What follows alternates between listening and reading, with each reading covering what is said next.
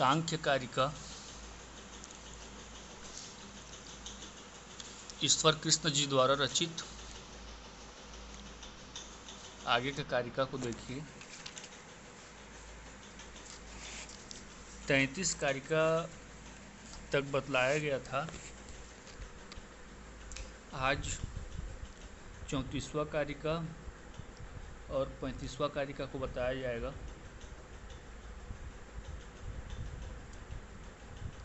जो करण बताया जा रहा था उन करण के संदर्भ में ही बताया गया है। 34 नंबर की कारिका है, 35 नंबर की कारिका है, दोनों में उनका विभाग प्रदर्शित किया गया है। वर्तमान काल विषयक देखते हैं। चलिए, श्लोक में कारिका में लिखा गया है,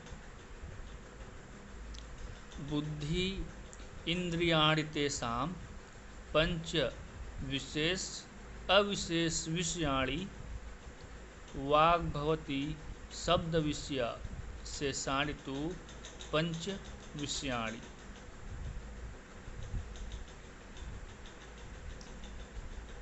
बुद्धि इंद्रियाणि तेषां पंच। बुद्धि इंद्रियाणि अर्थात कि ज्ञानेंद्रिय 5 प्रकार का होता है, तो सबको ज्ञात है। जो ज्ञानेंद्रिय है 5 प्रकार का होता है। उन बाह्य करणों में 5 बुद्धि इंद्रिय है, ज्ञानेंद्रिय है अर्थात। अब यहाँ पर दिया है विशेष अविशेष विषयाणि। विशेष और अविशेष इनका विषय होता है। विशेष और अविशेष इनका विषय होता है। मतलब विशेष और अविशेष 2 प्रकार होता है इसका। वाग् भवति शब्द विषया, लेकिन इसमें जो वाक है, वाणी है, इसका केवल शब्द विषय ही होता है। बाकी का क्या है, विशेष और अविशेष करके 5-5 हो जाता है। लेकिन जो वाक है, वाणी है, उसका एक ही शब्द विषय होता है, अन्य विषय नहीं होता। हाँ, शेषाणि तु पंच विषयाणि, किंतु शेष जो बच जाते हैं, क्या क्या बच जाता है, अब वाक को हटा देते हैं। हाँ, पाणिपाद पायु उपस्थ। पाणि पाद पायु उपस्थ, ये 5-5 विषय वाली होती है। मतलब 5-5 विषयों को ग्रहण करता है।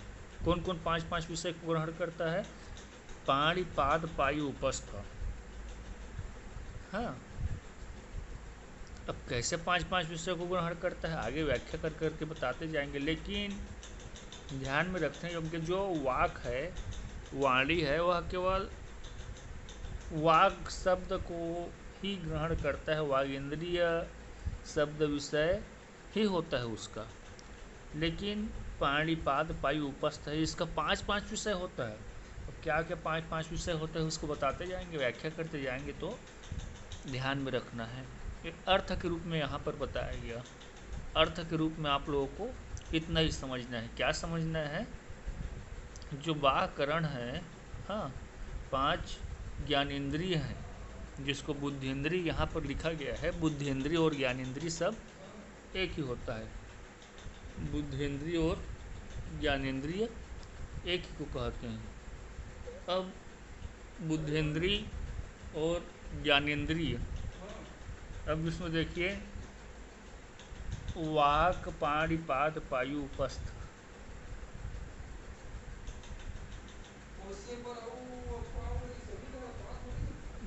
हाँ, अब देखिए इसमें 5 ज्ञानेंद्रिय, विशेष और अविशेष विषयाणि, विशेष और अविशेष विषय वाले होता है। इसमें जो वाक होता है उसमें केवल शब्द नामक विषय ही होता है। वाक में शब्द नामक विषय ही होता है। लेकिन जो शेष बच जाता है, पाणिपाद पायु उपस्थ, ये 5-5 विषय वाला होता है, ये बताया गया अर्थ रूप में। अब थोड़ा इसका डिटेल व्याख्या करके बता रहे हैं, थोड़ा लंबा खींच के बता रहे हैं। हाँ, कार्य का वही जो डिस्प्ले में दिखा रहे हैं वही व्याख्या इसका विस्तृत रूप से या थोड़ा इसको मतलब कि फैला करके बढ़ा करके बताने का प्रयत्न किया जा रहा है। सुनिए, 5 ज्ञानेंद्रिय, 5 कर्मेंद्रिय, इनको बाह्यकरण कहा गया है।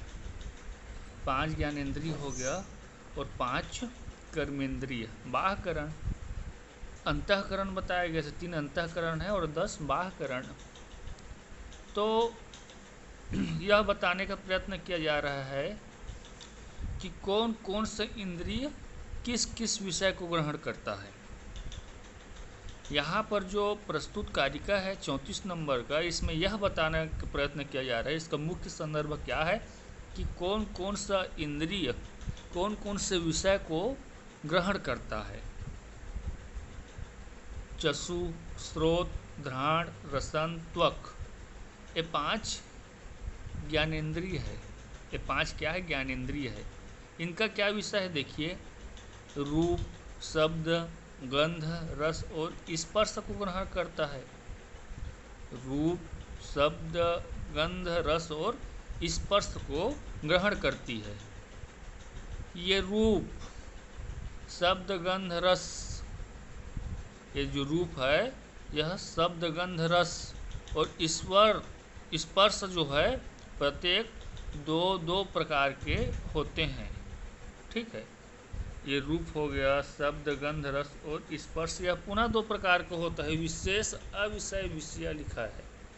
विशेष और अविशेष पुनः 2 प्रकार का होता है। 5 तो गिन दिए ज्ञानेंद्रिय को। हाँ, 5 क्या कर दिया गया? गिन दिया गया। वह पुनः कितने प्रकार का होता है? 2 प्रकार का। श्लोक में लिखा है ना, कारिका में, विशेष अविशेष विषयाणी, विशेष और अविशेष रूप से 2 प्रकार का होता है। जो स्थूल है उसको विशेष कहा जाता है। अब कई प्रकार का पुस्तक है कई लोगों के पास, वहाँ पर स्थूल भी लिखा रहेगा, मतलब वह विशेष है या विशेष लिखा हुआ है, उसको स्थूल भी मानेंगे। ठीक है, और सूक्ष्म को अविशेष लिखा गया होगा कहीं पर, या अविशेष को सूक्ष्म, दोनों क्या है? एक है। विशेष अविशेष लिखा है, अर्थात कि स्थूल और सूक्ष्म, जो विशेष उसको स्थूल कहा गया है और जो सूक्ष्म है उसको अविशेष कहा गया है। इसमें हड़बड़ाने का आवश्यकता नहीं है। तो अस्मादादि की ज्ञानेंद्रियां, अस्मादादि शब्द लिखा है, मतलब कि वह क्या है? व्याख्या में कम लोगों के पुस्तक में लिखा होगा, अर्थात कि हम लोगों जैसे, मतलब हम प्राणी हैं, इन मतलब हम मनुष्य जन हैं या प्राणी हैं, उनका जो ज्ञानेंद्रिय है विशेष या स्थूल रूप को ग्रहण करता है। विशेष या स्थूल दोनों एक है, विशेष या स्थूल रूप को ग्रहण करता है। हम जो मनुष्यों का ज्ञानेंद्रिय है वह क्या को ग्रहण करता है? विशेष या स्थूल रूप को ग्रहण करता है। लेकिन जो ऋषि मुनि हैं, योगी है, तप करने वाले हैं, हाँ, उनका जो ज्ञानेंद्रिय है, उनका जो ज्ञानेंद्रिय है वह ज्ञानेंद्रिय कैसा रहता है? विशेष और अविशेष, अर्थात स्थूल और सूक्ष्म। जो योगी हैं उनका जो ज्ञानेंद्रिय है वह क्या करता है? स्थूल और सूक्ष्म दोनों प्रकार के विषयों को ग्रहण करता है। अब देखिए, अब वो दोनों प्रकार के विषय क्या है, आगे व्याख्या होता जाएगा तो बताते जाएंगे। कर्मेंद्रिय में वाक इंद्रिय को ही, वाक अपने ही इंद्रिय को विषय बनाता है।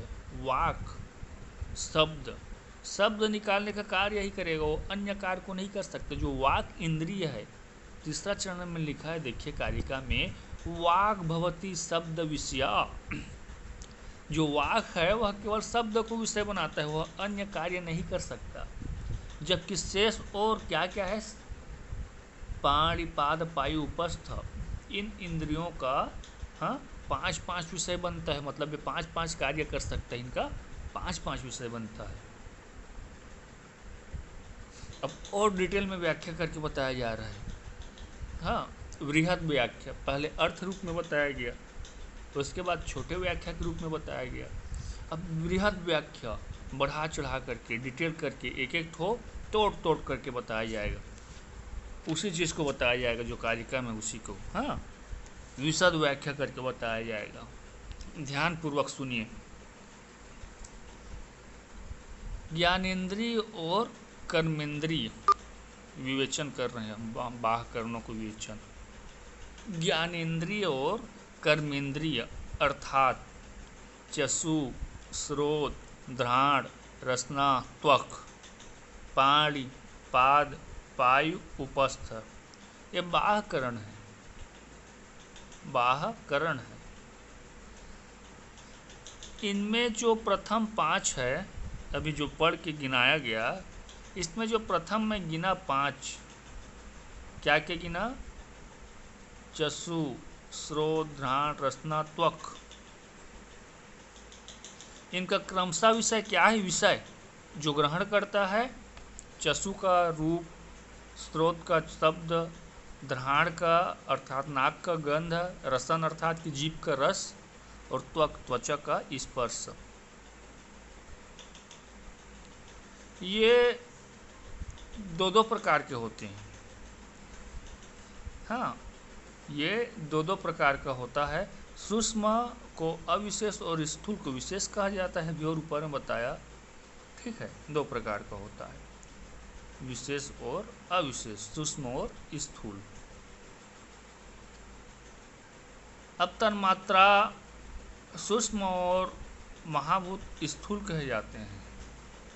जो तन्मात्रा है उसको सूक्ष्म कहते हैं और महाभूत को स्थूल कहते हैं।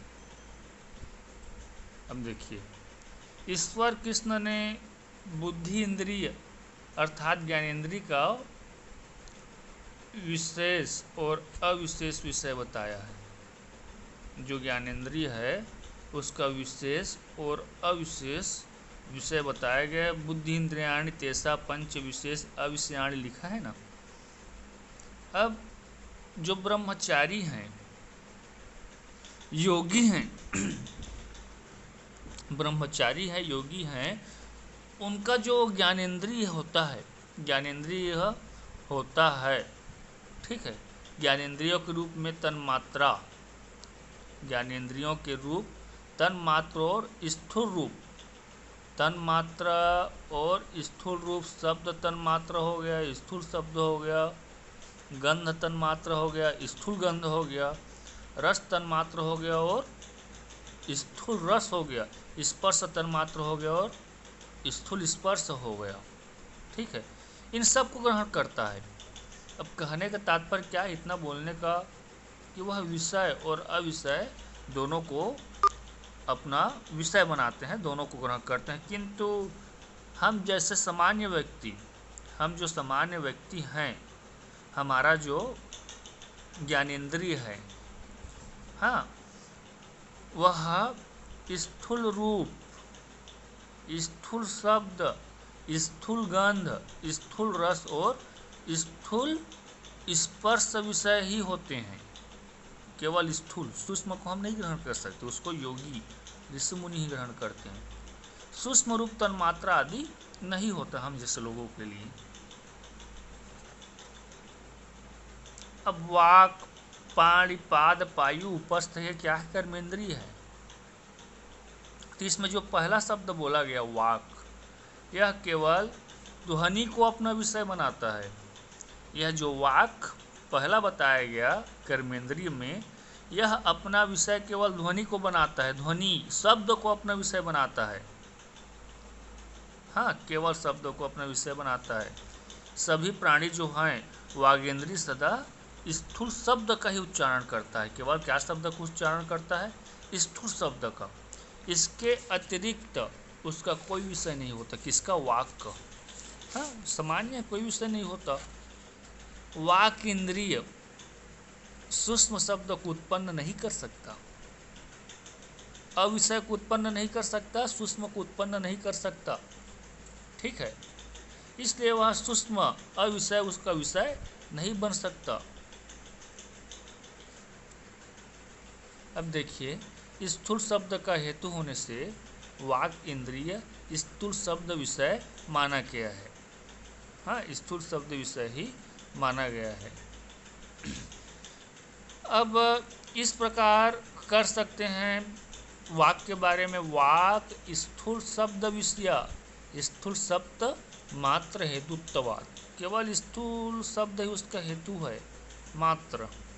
वाक को सूक्ष्म शब्द या शब्द तन्मात्र हेतु इसलिए नहीं कह सकते क्यों नहीं कह सकते, क्योंकि नहीं, अहंकार से जो 16 गण उत्पन्न होता है उनमें वाक इंद्रिय और शब्द तन्मात्रा दोनों का समावेशन होता है।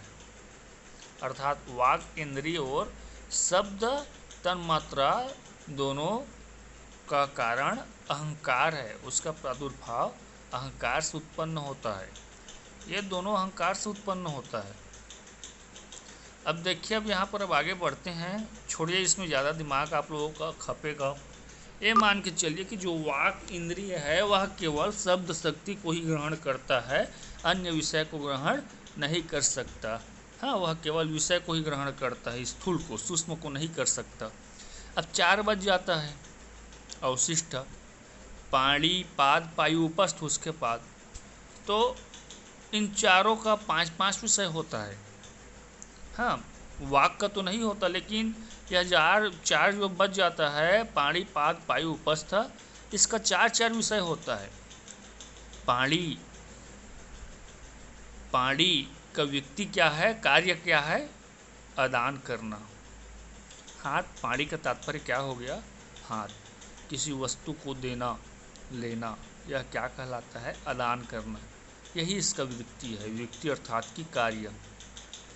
ठीक है, लेकिन इसका 5 विषय होता है। किसका, यह जो पाणी है उसका आदान करना तो हो गया, बता दिया। अब क्या क्या 5 विषय होता है, वह जिस घट आदि का दान करता है, अर्थात उदाहरण के लिए घड़ा मिट्टी का बना हुआ उसको आदान प्रदान करता है, वह घट। शब्द, घड़ा में शब्द रहता है ना, छूते हैं तो बजता है ना। स्पर्श, अब हाथ पकड़ा तो स्पर्श होगा ना। रूप, गोल घड़ा है, रूप को देखे। रस भी उसका मिलेगा ना, पानी भरा रहेगा तो। गंध, ठीक है, अर्थात कि शब्द स्पर्श रूप रस गंध भी उसमें रहता है। इन 5 विषयों को भी ग्रहण करता है। कौन ग्रहण करता है, जो पाणी है वो। हाँ, 5 विषय को ग्रहण करता है, केवल अदान नामक व्यक्ति कोई नहीं, इसका और 5 विषय है। हाँ, क्या क्या है, शब्द स्पर्श रूप रस गंध कोई भी वह ग्रहण करता है। कौन ग्रहण करता है, वह जो पाणी है वह। अब इसी प्रकार से दूसरा क्या आता है, पाद, विहरण करना, एक स्थान से दूसरे स्थान जाना, या इसका क्या है, व्यक्ति है, कार्य है। यह भी पाणी की तरह, हाँ, शब्द मतलब कि शब्द आदि पंचात्मक है। मतलब यह जो पाद है इसमें भी क्या रहता है, मतलब कि शब्द स्पर्श रूप रस गंध रहता है। इसको भी यह क्या करता है, ग्रहण करता है। पायु अर्थात कि जिसका कार्य क्या है, उत्सर्ग करना, मल इत्यादि को छोड़ना, वही उत्सर्ग कहलाता है। यह भी क्या करता है, शब्द स्पर्श रूप रस गंध को अपना विषय बनाता है। उपस्थ जो बच जाता है लास्ट, इसका कार्य क्या है, आनंद भोग्य करना। हाँ, इसका भी 5 विषय है। यही 5 विषय क्या क्या आप लोगों का जो बताया जा रहा है, शब्द स्पर्श रूप रस गंध, ठीक है। हाँ, 5, ये क्या है, स्थूल हो गया, 5 स्थूल। अब सूक्ष्म किसके लिए है, ऋषि मुनि इत्यादि के लिए, इसलिए उसको नहीं बताया गया। वाक अलग, वाक केवल वाणी कहर करता है, इसको बताया गया है। हाँ, बस इतना ही इसका व्याख्या है। और व्याख्या दिया गया है थोड़ा बहुत, लेकिन ज़्यादा बताएंगे तो बोर होगे, दिमाग में ग्रहण नहीं हो पाएगा आप लोगों का। अब थोड़ा सा सुन लीजिए, इसके बाद जो कारिका है ना, एकदम छोटा, कुछ बताने की आवश्यकता नहीं है, एकदम छोटा सुंदर सरल। जो पीछे की कारिका को समझ चुके हैं उनको तत्काल तुरंत उनके माइंड में, दिमाग में सन्निवेशन इसका हो जाएगा, तुरंत समझ लोगे। अब 13 इंद्रिय बताया गया है। 13 इंद्रिय बताया गया है। हाँ, 13 मतलब कि करण बताया गया है जी, इंद्रिय बोल रहा हूँ, 13 करण बताया गया है। बाह्यकरण और अंतःकरण। बाह्यकरण में ज्ञानेंद्रिय और कर्मेंद्रिय, और अंतःकरण में मन, अहंकार और बुद्धि। तो बाह्यकरण प्रधान है कि अंतःकरण प्रधान है, और कौन गौण है, मतलब कि मुख्य कौन है इंद्रियों में, बाह्यकरण को मुख्य मानेंगे कि अंतःकरण को? हाँ, इंद्रियों में बाह्यकरण को मुख्य मानेंगे कि अंतःकरण को?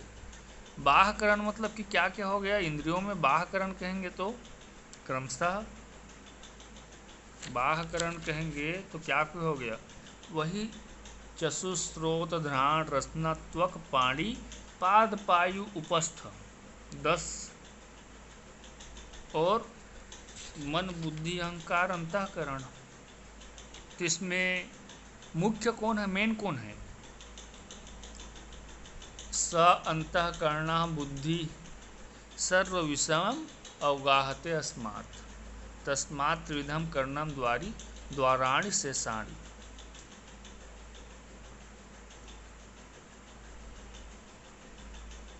उसी को इसमें बताया गया कौन मतलब कि प्रमुख है। ये अंतःकरण हाँ सा, इसमें मतलब कि मन अहंकार और बुद्धि विषय अवगाहते अस्मात्, सभी विषयों का अवगाहन कराता है। जिसके पास मन है, अहंकार है, बुद्धि है। हाँ, मन कहेगा पैर को चलने के लिए तो पैर चलेगा, हाथ को आदान प्रदान करने के लिए करेगा तो हाथ आदान प्रदान करेगा, नेत्र को देखने के लिए बोलेगा तो नेत्र देखेगा। मन बुद्धि और अहंकार के अनुरूप चलता है। ठीक है, ये अवगाहन कराता है। जो अंतःकरण है, 3 अंतःकरण, यही अवगाहन कराता है किसका? 5 ज्ञानेंद्रिय और 5 कर्मेंद्रिय का। ठीक है, इसलिए तस्मात् त्रिविधम कर्णन द्वारी, इसलिए 3 करण अंतःकरण क्या क्या? मन अहंकार और बुद्धि द्वारी हैं। द्वारी द्वाराणि शेषाणि, और बाकी क्या है? अवशिष्ट द्वाराणी है, मतलब अप्रधान है। द्वार मतलब कि प्रधान, बड़ा सा राजमहल रहेगा, घर रहेगा, उसको देखोगे, अंदर जाओगे तो सबसे पहले किसको देखोगे? द्वार को। द्वार बंद रहेगा तो आप अंदर नहीं जा सकते, अंदर के किसी भी चीज़ को नहीं देख सकते, और द्वार खुल गया तो अंदर के सभी चीज़ को देख सकते हो। मन बुद्धि अहंकार ये क्या है? द्वार है। ये अगर सबका सही है, ये खुल गया तो आप चल सकते हो, बैठ सकते हो, उत्सर्जन कर सकते हो, मल त्याग कर सकते हो, मतलब कि कर्मेंद्रिय बुद्धिंद्रिय का सब कार्य कर सकते हो। इसलिए इसको मुख्य कहा गया है। हाँ, इसलिए उसको मुख्य कहा गया है। गुणों का मतलब करणों में, करण में क्या है? मतलब कि गुण प्रधान भाव, अंतःकरण प्रधान और व्याकरण गुण, इतना ही है। इसका स्वरूप को बताया गया है, मतलब कौन मुख्य है, कौन गौण है। जो अंतःकरण है वह क्या है? मुख्य है, प्रधान है, और जो बाह्यकरण है वह गौण है, अप्रधान है। बस इतना ही देखना है, और व्याख्या इसका देख लेना। हाँ, बहुत दिन से मतलब कि अंतःकरण बाह्यकरण के बारे में बताया जा रहा है। 13 भी कार्य का है, 13 मतलब कि 36 नंबर का, इसमें भी करण के बारे में बताया गया है आप लोगों का। ठीक है, इसमें भी करण के बारे में बताया गया है। लंबा चले गए करण के बारे में, ज़्यादा लंबा नहीं, 1-2 दिन और, बस इतना ही देखिए। नहीं समझ आएगा उसको पूछना। धन्यवाद।